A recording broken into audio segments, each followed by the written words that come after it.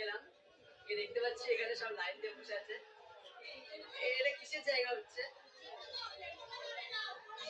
এটা কি হচ্ছে নাকি এটা?